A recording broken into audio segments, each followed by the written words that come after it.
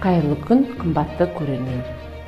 Бүгінгі эфирimiz қазақ әдебиетінде қайталанбас дара тұлға, ақын, композитор, аудармашы, саяси қайраткер, реформатор, философ, қазақ әдебиет тілінің негізін қалаушы, қазақ елін әлемге танытқан Абайдың шығармашылығын ұстаздар арасында насихаттауға үлес қосып жүрген Әлки Марғұлан мектебінің информатика бірлестігі Қазақтың дара Абайы бағдарламасында қонақта.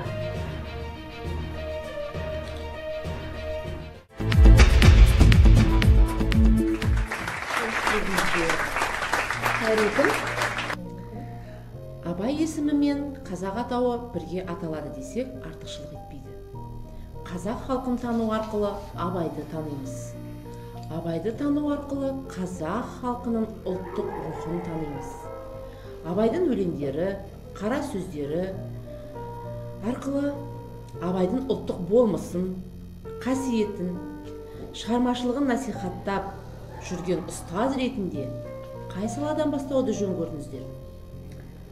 Жалпы біз Әлки Марғұлан атындағы нөмірі 40-шы мектеп-лицейінің информатика бірлестігінің ұстаздар қауымы Абайдың көркемдік, әлеуметтік, гуманистік көзқарастары терең білінген еңбегі ол қара сөз.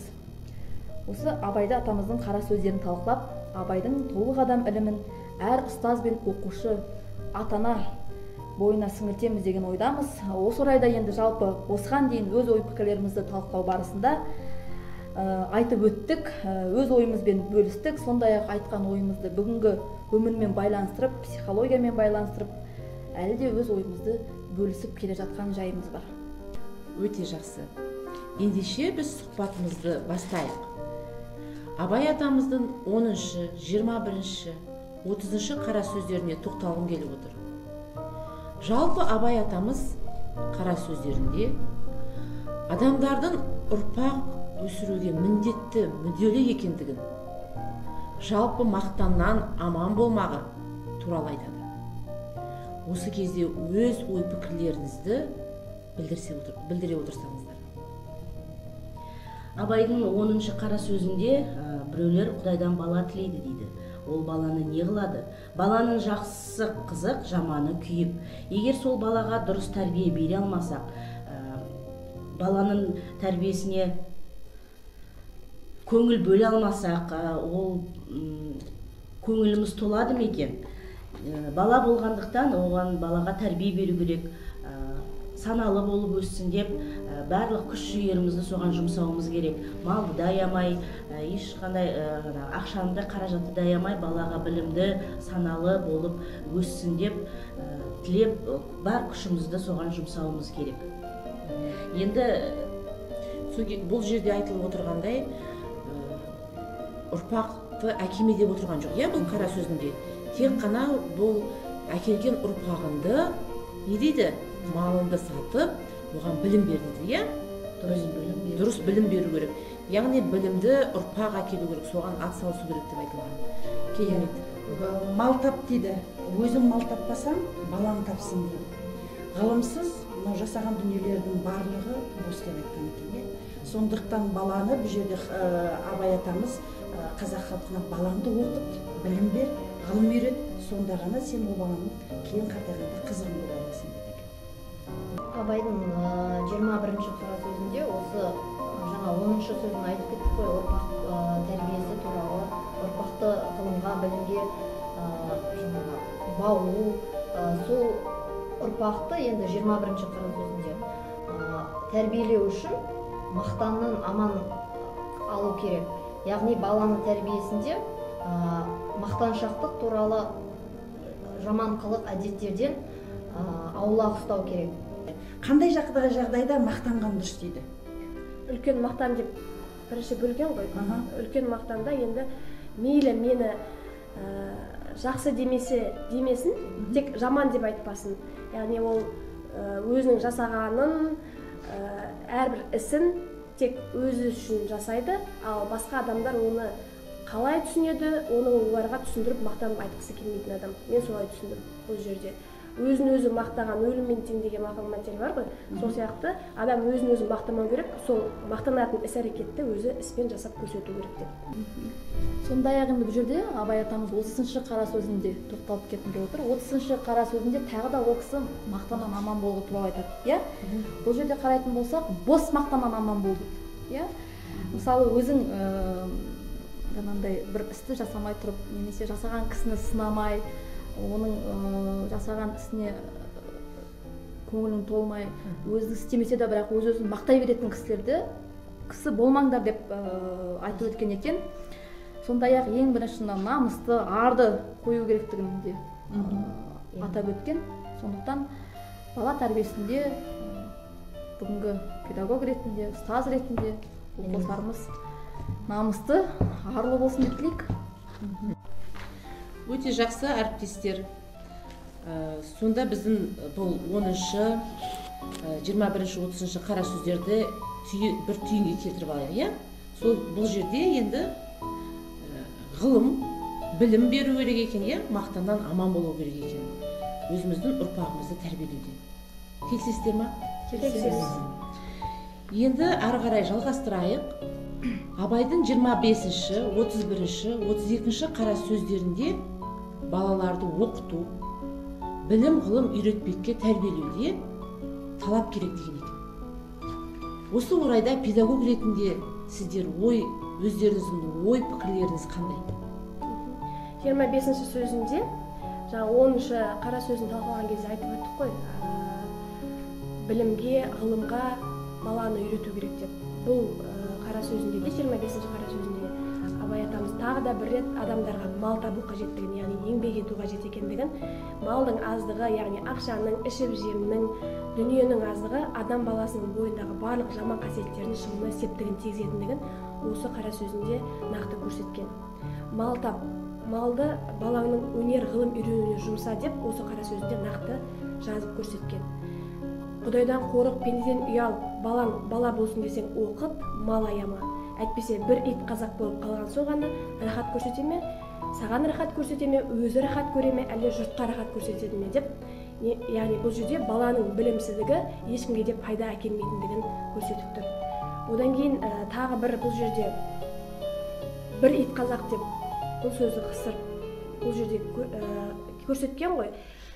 Әлемдік азамат болу үшін, яғни толық адам дәрежесіне жету үшін жастарымыз шетелдің тілін меңгеру керек екендігі, шетелдің мәдениетін, дәстүрін білсе, ол қоғамда белсенді азамат болып қалыптасатындығын ұғуға болады осы жерде. Өте жақсы, иә. Бұл жерде жаңағындай мал тап деп отырған кезде ол мал тапсаң қарын тояды дейді. Сонда ол қарынды тойып, арман қарай ол тағы немен айналысады? Тек қана қарынды тойдырып қою емес, бұл жерде арман қарай сол мал тапқанда сол малды ақшасына баланы оқып деп тұр, иә, арман қарай ұрпағын білімді болсын деп тұр. Өте жақсы. Осы жерде Абай атамыздың 31-ші қара сөзіне тоқталып кетейік. Жалпы айтып жатырмыз ғой енді, баланы оқыту керек, білімді болу керек деп. Енді осы білімді жалпы ұрпақ тәрбиелеуде кез келген ұрпақ, кез келген бала, кез келген адам 4 түрлі себептен ұмытпастыққа 4 түрлі себеп бар деп атап көрсеткен екен. Оның біріншісі әуелі көкірегі байлаулы берік болмақ керек дейді.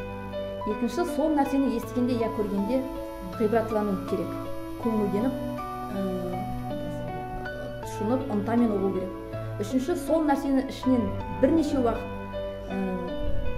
қайтарып, ойланып, көңілге бекіту керек деген екен. Төртінші, ой кеселді нәрселерден қашық болу керек. Ой кеселді деп айтып тұрғаны уайымсыз, салғырттық, ойыншық, күлкішілдік, я бір қайғыға салыну, я бір нәрсеге құмарлық пайда болу. Енді бұл 4 нәрсе күллі ақыл мен ғылымды тоздыратын нәрселер дейді. Енді осы ақыл мен ғылымды барлығын алып келе жатқан кезде осындай нәрселердің барлығынан аулақ болу керек дейді. Егер де соған салынып бара жатсаң да қатты берілме деп айтқан екен бұл жерде. Сондықтан біз оқушылар тәрбиелеу жолында осы 4 нәрсені айтып отыруымыз керек деп ойлаймын. Өте жақсы, мен тағы да қосып кетер едім. Мысалы бір оқиғаны қазіргі біздің заманымызда бір оқиғаны егер сіздер көріп тұрсаңыздар, немесе сол бір оқиғада сіздер бір атсалып жатсаңыздар, сіздердің эмоцияларыңызды қарау керек екен. Егер адам эмоциямен қабылдайтын болса, соның барлығы ол адамда көпке түп санаға жазылып қалады екен. Яғни оны ұмыту, немесе оны жаңағындай тазалау деген сияқты, санаға жазылып қалған нәрсені, ол мысалы жақсы нәрседе жазылып қалады, жаман нәрседе жазылып қалады. Жақсы нәрсе жазылса, енді ол жақсы сіздерге ұмытпауға, ал енді бір жағымсыз нәрселерді бұл өшіру үшін көп жұмыс істеу керек. Сондықтан бұл жерде жаңағы тұшынып, ынтамен ұғыну керек деп тұр. Яғни жаңағы эмоциямен алсаңыздар, оны алғаннан кейін ол алынған нәрсені сіздер ойлау керек екен, бойына сіңіру керек екен. Сондықтан сондай бір жағдай болып жатса, тек қана жақсы жағын ғана өздеріңізге алыңыздар да, жаман жағын жаңағындай шығарып тырысыңыздар деп айтқым келеді. Тағы да алып қосарларыңыз бар ма? 32-ші қара сөзде білімге мейірлену туралы айтылған.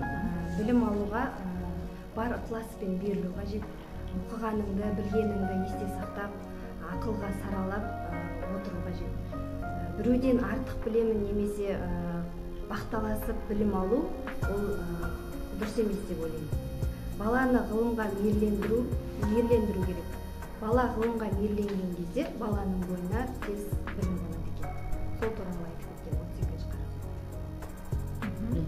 Алып қосарларыңыз бар ма?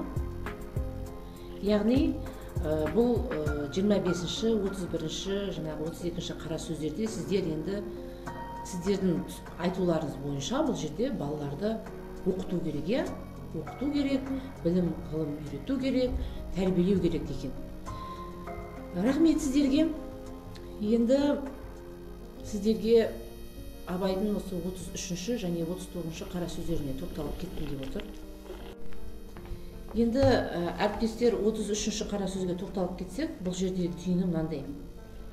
Мал керек болса дейді, қол өнер үйренбек керек дейді. Яғни мал жұтайды, өнер жұтамайды. Бұл жерде әр адам баласы өзінің жаңағы қол өнері деп отырған, енді бұл жерде жаңағы өнері да, өнері, сосын талабы мысалы да, еңбекқорлығын айтып кетуге болады. Яғни мысалы мал жұтайды деп отырғанымыз, сіздің қанша мал жинасаңыз да, ол бір уақытта жүк болып кетуі мүмкін, ал сіздің алған біліміңіз, жаңағы игерген өнеріңіз, ол сізге азық болады. Сол жөнінде мысалы қысқаша айтып кеткен.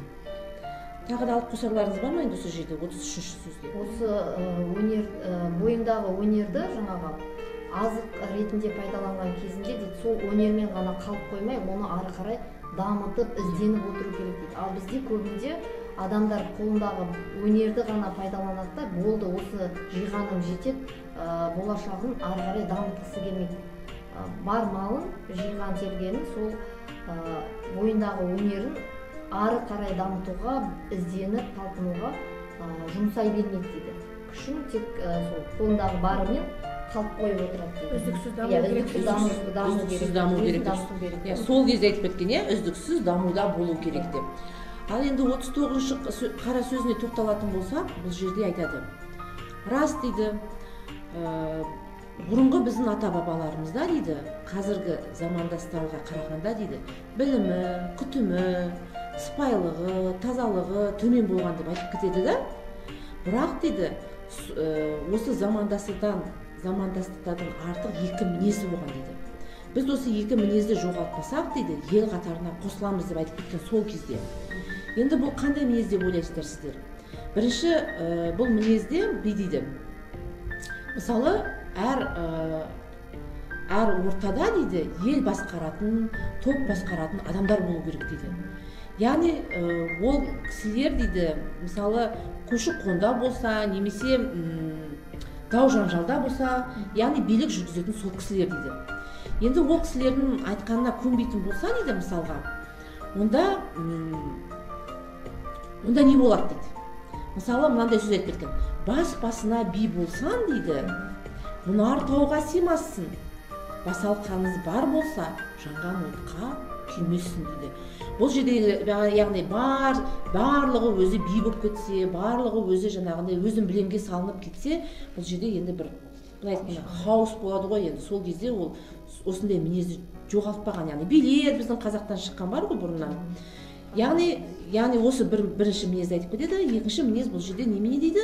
Намысқорлық дейді. Иә, намысқорлық керек дейді. Намысқорлықта да енді бұл жерде не туралы айтылған? Бұл жерде егер мысалы былай айтады ғой, мысалы ағайындардың арасында бір ұрыс, керіс, ренжісу деген болады дейді. Енді осы жерде намысқорлық келген кезде дейді, бұның барлығын ұмыту керек дейді. Өзі мұсылмандарда да айтып кетеді ғой, ашу 3 күнге ғана рұқсат беріледі ашулануға деген сияқты. Бірақ енді ол сол заманда да болған, осы заманда да бар. Мысалы әлі күнге дейін бір-біріне ренжіп жүретін адамдар болады. Бірақ енді осы екінші мінез намысқорлық келген кезде дейді, барлығы бірлесіп, осы өкпе араздыққа қарамай бәрі бірлесіп кетеді екен. Осы жерде мынандай сөздер айтып кеткен тағы да 39-ші қара сөзде: ағайын азары болса да безері болмайды.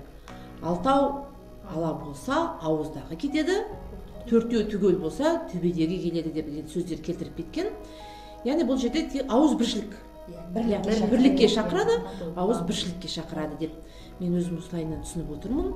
Егер сіздердің қосатындарыңыз болса, мархаба. Келісесіздер ма? Өте жақсы жеткізіп айтты Салтанат. Жалпы бұл жерде адам ауыз біршілік болу керек, бірлік болу керек. Жаңағы билер деп айтып кетті ғой, мысал келтіріп. Сонда бір ел басқарып отырған адамға не істеуіміз керек екен? Бағынуымыз керек, бірлікте жұмыс жасау керек деп отыр. Ел сонда не болады? Тыныш болады. Тыныш болады. Бір жағадан бас шығарып, бір қолдан бір жеңнен қол шығару деген осы мақалға тура келіп тұр. Иә. Енді бірлік болмай тірлік болмас. Иә, міне мақалдарыңызды қосып жүріңіздер тағы да. Енді кезекте Абай атамыздың 41-ші және 43-ші сөздеріне тоқтала кетейік. Абай атамыздың 41-ші қара сөзінде қазаққа ақыл берген, қам жеген адам екі түрлі нәрсеге көңіл аудару керек деп белгіленген екен, өзімнің түсінігім бойынша. Адамшылықтан кетіретін жайттарды сынға алу, билік пен байлықтың ұлттық мүддеге қызмет етуі жөнінде ұстанымдары. 41-ші қара сөзінде мен мынандай ойға келдім. Қазаққа ақыл берем, түзеймін деп қам жеген адам екі түрлі нәрсеге көңіл аудару қажет. Біріншісі, бек зор үкімет, жарлық қолында бар кісі болуы керек. Екіншісі, ол адам есепсіз бай боларлығы керек депті. 43-ші сөзінде адам ұғымы екі нәрсе, енді сөздері кішкене ауыр жазылған, бірақ менің түсінігімше бұл жерде адам ұғымы екі нәрседен тұрады. Ол бірі тән, екіншісі жан. Бұл сөзінде адам баласының қалай ақыл жинайтыны, қалай өнерлі болатыны туралы сөз еткен. Былай ғой, қазіргі заманда былай. Мысалы, адам өзі білімді болғысы деп оқи береді. Оның да бір шегі болады ғой, ол оқи береді. Егер ол оқыған кезде толады. Өзі мысалы қазір қараңыздаршы, бір нәрсені сіздер қызығып, соны бастасаңыздар, сол сіздерде уже толған кезде сіздер жарман қарай сол туралы тыңдағыларыңыз демей кетеді, иә кейде. Сондықтан сіздер былай алған білімдеріңізді бөлісіп отыру керек екен. Сіз бір жақсы нәрсе естідіңіз ба, оқыдыңыз ба, соны өзіңіздің ортаңызда бөлісіп отыру керек екен. Яғни бөлісіп отырған кезде бұл жерде бір плюсы сізде ол екі есе сақталады да, және сіз басқа кісіге сіз әрекет беріп, жол көрсетіп, жаңағындай өздеріңізді бөлісіп отырасыздар. Мен енді қазіргі жаңағы ғылым білімі толып кетті, өзі ғана алып жатыр деген сөзге осы қазіргі заманға байланыстырып айтып отырмын. 44-ші қара сөзде негізі талапсыздық туралы айтылған. Әр адамның ой өрісіне байланысты талаптар әртүрлі болады. Талаптың тазалығы маңызды екен. Талапсыздық ол адам бойында ең жаман қасиеттердің бірі. Байлыққа, дүниеге, мақтаншақтыққа талап қылған адам көп жетістіктерге жетпейді. ал білімге талаптанған адамның болашағы жарқын болмақ. Өте жақсы. Тағы да қосарларыңыз бар ма? Өте жақсы. Енді бүгінгі талқылау барысында байқап отырсақ, адамның жаңағындай тәрбиесіне тоқталдық та, барлығын естіген адамды талқылап отырмыз ғой. Одан кейін мына білім туралы көп айтқаннан тоқталып, әрине оған талап керектігі бәріне де айтады, талаптану керек адамның. Сондықтан ең сөздің қорытындысы ретінде жалпы білім сонда ешкім алып қоя алмайтын адамның ең басты қаруы деп білейік. Егер де сіз сол білімді дұрыс пайдалана білсеңіз, сіздің соған талабыңыз күшті болса, ақылыңыз барлығы жетіп тұрса, ақылмен саралап істесеңіз, мейірімді болсаңыз, онда біз жақсы тұлғаны тәрбиелеп шығарамыз деп ойлаймыз. Өте жақсы. Абайдың қара сөздерін қорытындылай кетейік. Абайдың қара сөздері ұлы ақынның сөз өнеріндегі көркемдік қуатын, философиядағы даналық дүние танымын даралап көрсететін классикалық стильдегі жазылған прозалық шығармасын насихаттау жолында жұмыстарыңызға сәттілік тілей отырып, таң ғажайып дүниенің көшінде дарабоз тағдырдың сәйгүлігі болып шаба беріңіздер дегім келеді. Рахмет. Ахмет Байтұрсынұлының өзі одан асқан бұрын соңғы заманда қазақ баласында біз білетін ақын болған жоқ деп аса жоғары бағалап кеткен. Бұдан сіз не айтасыз? Абайдай тұлғаның кем екенін,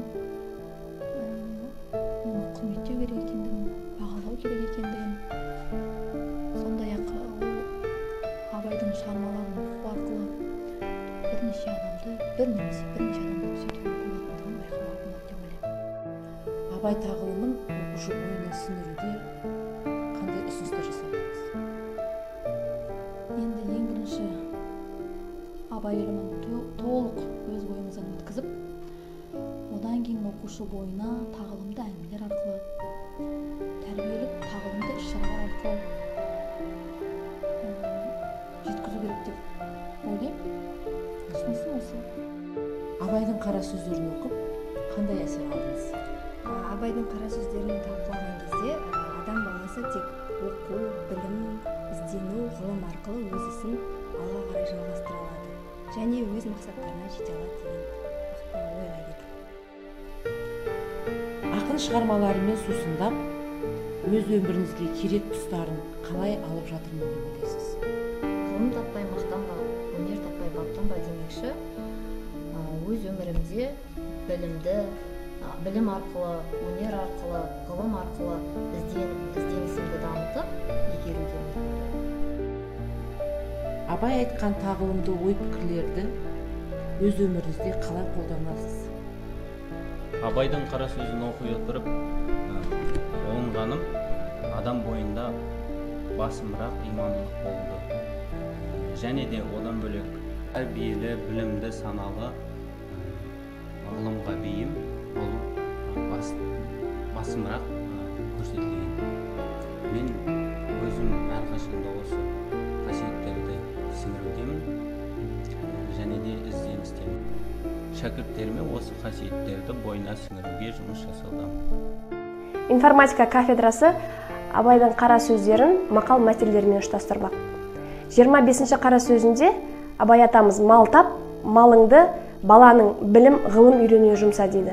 Яғни бұл қара сөзінде адамды білімге, ғылымға шақырады. Осыған орай ақыл азбайды, білім тозбайды. Оқу білім бұлағы, білім өмір шырағы деген мақал мәтелдермен осы қара сөзді байланыстырғым келеді. Абайдың 21-ші қара сөзінде мақтаннан аман болу туралы насихаттайды. Мақал мәтелмен ұштастыратын болсақ, малым бар деп мақтанба, нарым бар деп мақтан, нарым бар деп мақтанба, арым бар деп мақтан. Абайдың 10-шы қара сөзінде саналы ұрпақ тәрбиелеу туралы айтады. Мен оны мақалмен байланыстыратын болсам, жақсы бала еліне бас болады, жаман бала еліне қас болады деп айтар едім. Абайдың сөзі, қазақтың бойтұмары. Алланың сөзі де рас, өзі де рас деген Хакім Абайдың әлеміне үңілген әрбір жан иесі кісілік пен адамгершілік, рухани тазару мен сана бостандығы жолында ерекше бұлқыныс сапары болатынына көз жеткізеді. Адал еңбек етуді, көкірек тазалығына көз жеткізе алғандар адамдық рухын асқақтата алатынын түсінеді. Біздің де түсінігіміз осы. Ал егер түсінігіміз рас болса, сол Абай айтқан бірі тән, бірі жан дейтін екі нәрседен құралып, адам деген ұғымға бізде сай болайық. Біз небір елдермен терезесі тең келетін бейбіт елміз. Көгімізде желбіреген байрағымыз, ерекшелейтін елтаңбамыз, осының бәріне қасқая қарап, жүрегімізді қолымызға қоя тұрып, шарықтатып шырқайтын әнұранымыз бар. Осының бәрі бізге аманат. Бізге аманат, анамның қалған ақ жалбығары аманат, бізге